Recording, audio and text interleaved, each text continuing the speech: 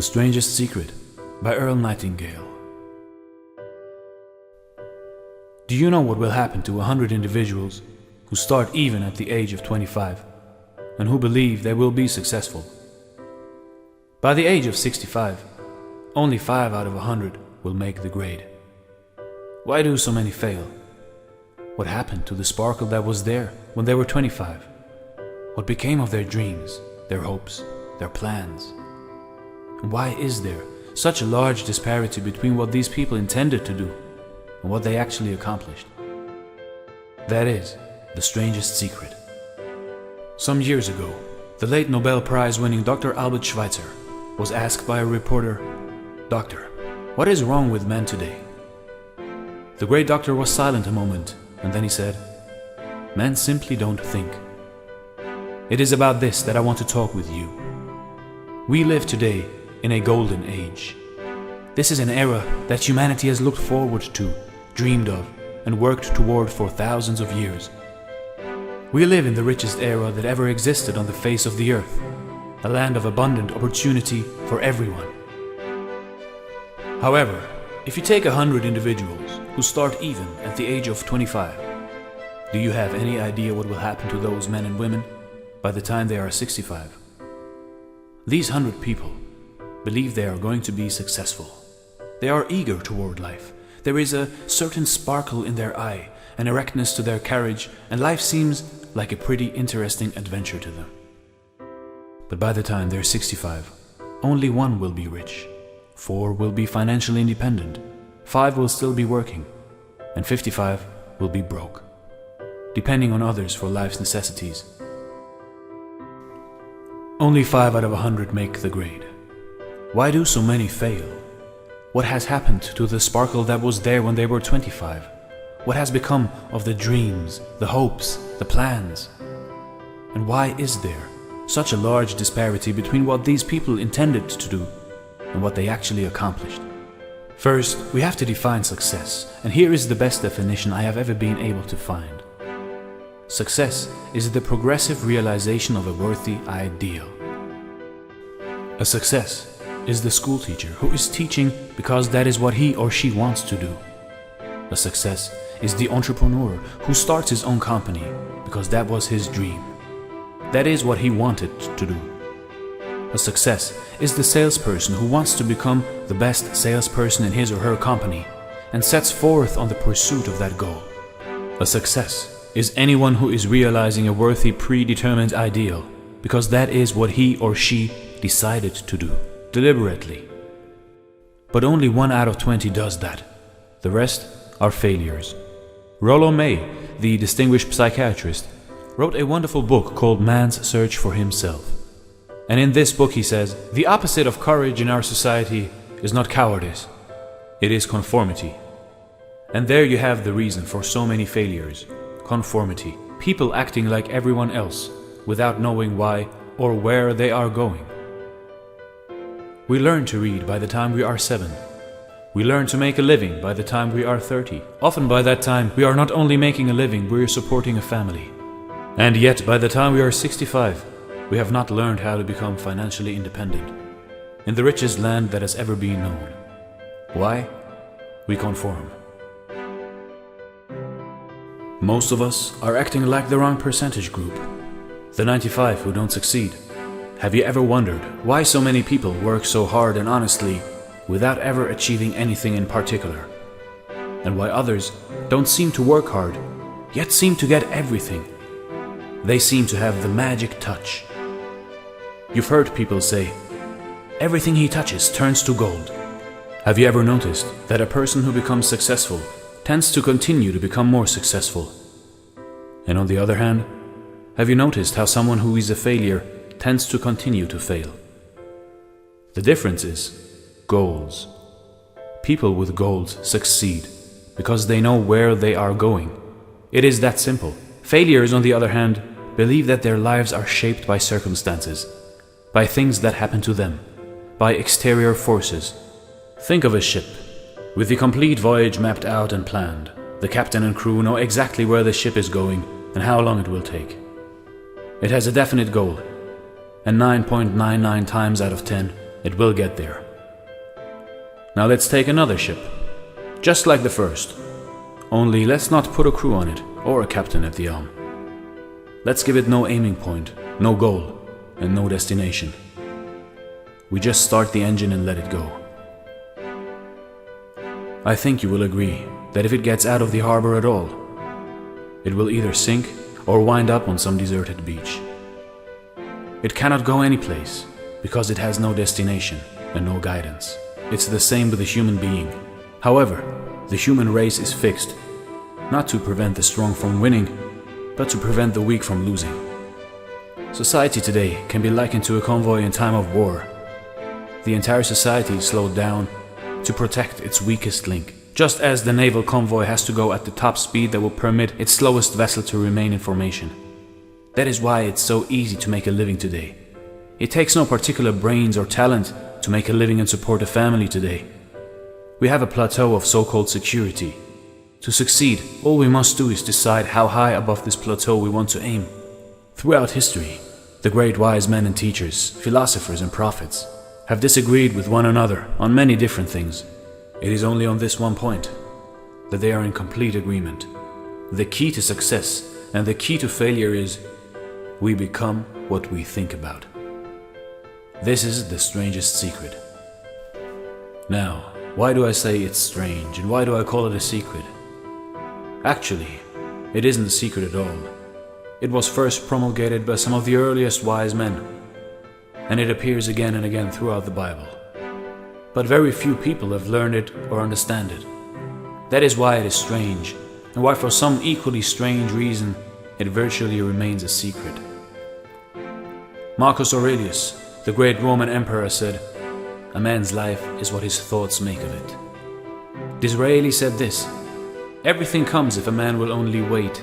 A human being with a settled purpose must accomplish it, and nothing can resist a will that will stake even existence for its fulfillment." William James said, "We need only in cold blood act as if the thing in question were real. And it will become infallibly real by growing into such a connection with our life that it will become real. It will become so knit with habit and emotion that our interests in it will be those which characterize belief." He continues, "Only you must then really wish these things, and wish them exclusively, and not wish at the same time 100 other incompatible things just as strongly."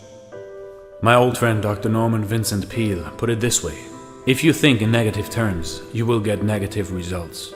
If you think in positive terms, you will achieve positive results. George Bernard Shaw said, "People are always blaming their circumstances for what they are. I don't believe in circumstances. The people who get on in this world are the people who get up and look for the circumstances they want. And if they can't find them, make them." Well, it's pretty apparent, isn't it? We become what we think about.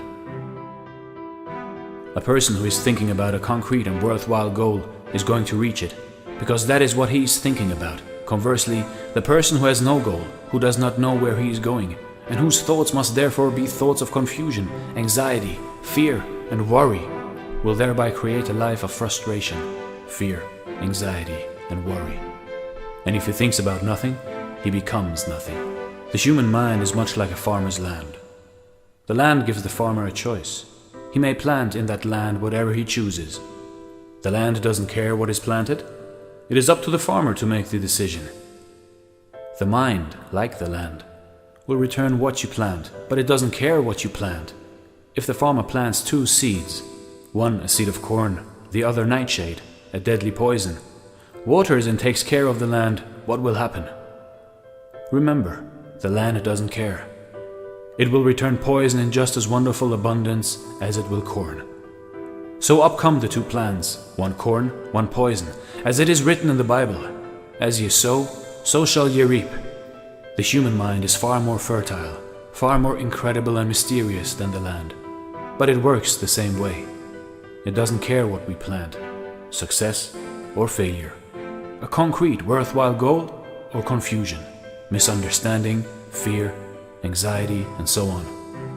But what we plant must return. The problem is that our mind comes as standard equipment at birth. It's free. And things that are given to us for nothing, we place little value on.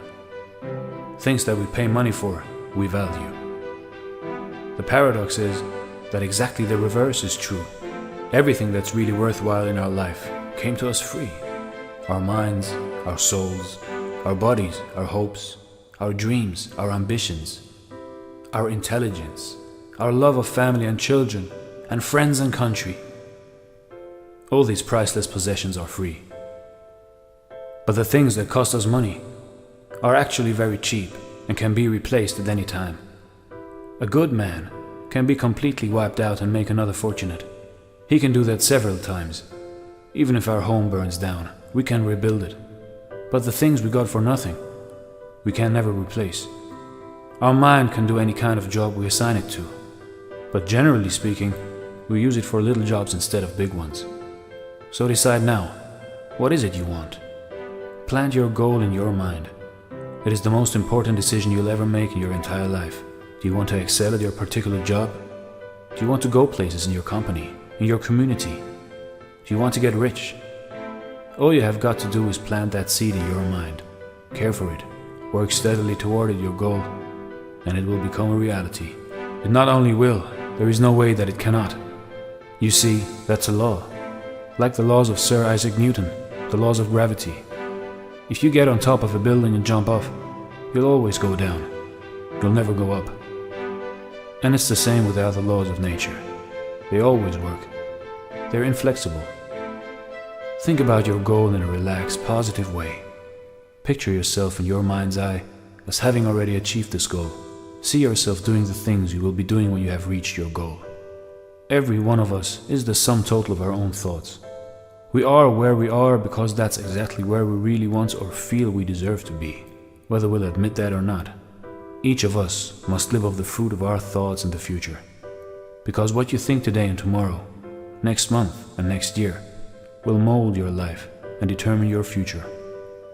You're guided by your mind. I remember one time I was driving through eastern Arizona, and I saw one of those giant earth-moving machines roaring along the road with what looked like 30 tons of dirt in it. A tremendous, incredible machine, and there was a little man perched way up on top with the wheel in his hands guiding it.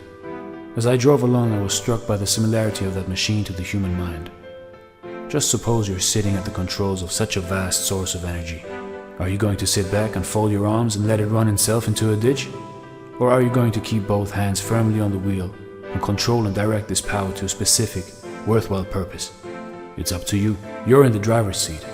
You see, the very law that gives us success is a double-edged sword. We must control our thinking. The same rule that can lead people to lives of success, wealth, happiness, and all the things they ever dreamed of. That very same law can lead them into the gutter.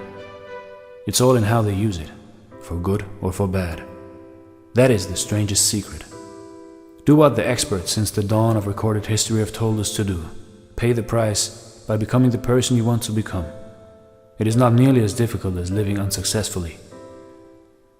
The moment you decide on a goal to work toward, you're immediately a successful person. You are then in that rare group of people who know where they are going. Out of every 100 people, you belong to the top 5. Don't concern yourself too much with how you're going to achieve your goal. Leave that completely to a power greater than yourself. All you have to do is know where you are going. The answers will come to you out of their own accord and at the right time. Start today. You have nothing to lose, but you have your whole life to win. For the next 30 days, follow each of these steps every day until you have achieved your goal. Number 1. Write on a card what it is you want more than anything else. It may be more money. Perhaps you'd like to double your income or make a specific amount of money. It may be a beautiful home. It may be success at your job. It may be a particular position in life. It could be a more harmonious family. Write down on your card specifically what it is you want. Make sure it's a single goal and clearly defined. You needn't show it to anyone, but carry it with you so that you can look at it several times a day. Think about it in a cheerful, relaxed, positive way each morning when you get up. Look at it every chance you get during the day and just before going to bed at night. As you look at it, remember that you must become what you think about. And since you're thinking about your goal, you realize that soon it will be yours. In fact, it's really yours the moment you write it down and begin to think about it. Number 2. Stop thinking about what it is you fear. Each time a fearful or negative thought comes into your mind, replace it with a mental picture of your positive and worthwhile goal. And there will come a time when you'll feel like giving up.